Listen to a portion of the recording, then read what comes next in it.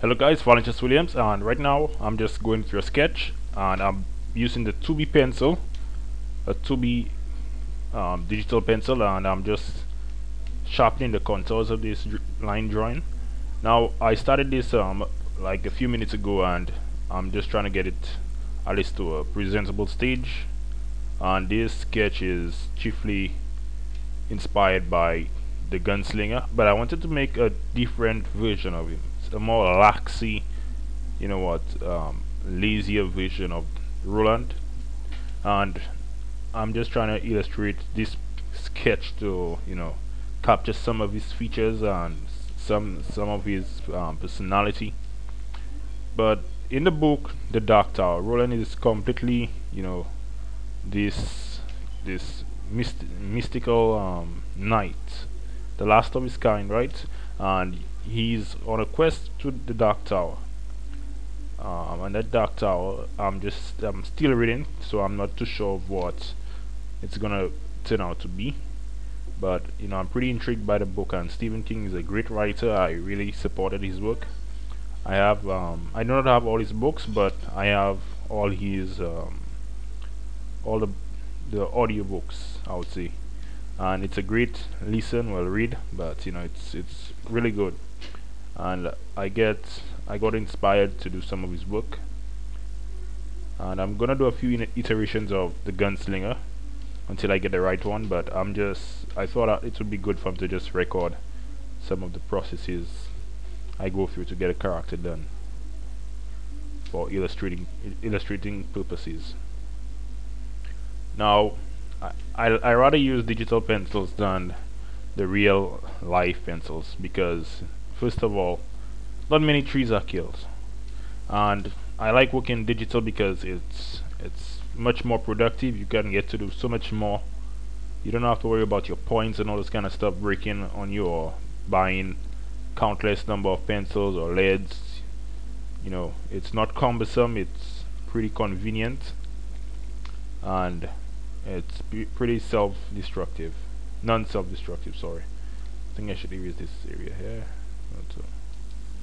Alright, so and you get the same results, and you have a variety of tools and other stuff at your disposal, which might have been expensive to acquire.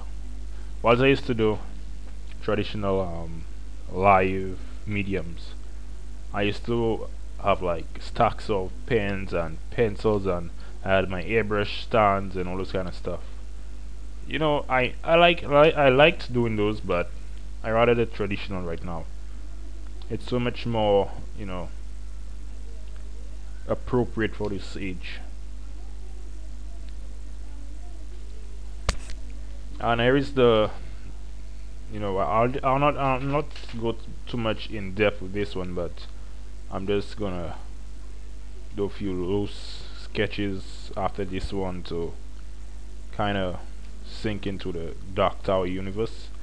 I'm gonna do a Eddie Dean and a Susanna Dean afterwards, and I'm still gonna go ahead and do a next gunslinger. But this gunslinger, I made him fat and sluggish or whatever. I just thought it would be funny to see our mighty knights in this kind of half-ass kind of way. So it's pretty cool to just go along with your imagination and see what comes out.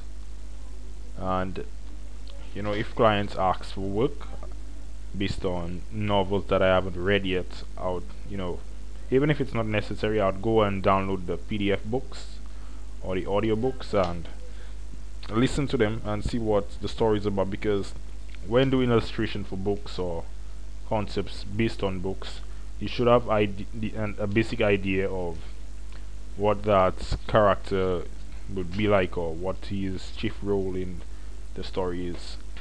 So what I'll tell you guys is to go ahead, read the books, see what it's about. Now I'm not digging the shoulder. I think it's wrong. I could tell that right now, but I'm not gonna go ahead and take up that right now. But I should keep my eyes peeled for those errors in the future. And I will call this, I'm just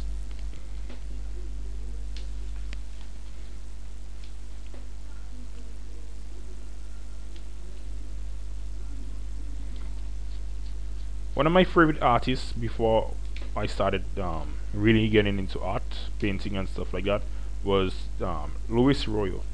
And there is also a female by Victoria Francis. I really like her work. And now my favorite above them all is Drew Struzan. You might not know his name, but you definitely know his work. You know, if you watch Harry Potter or any of those kind of movies, you would see the posters with his artwork displayed upon it. All the paintings were done by Drew Struzan, and he's a really great artist, and I really recommend checking out some of his stuff.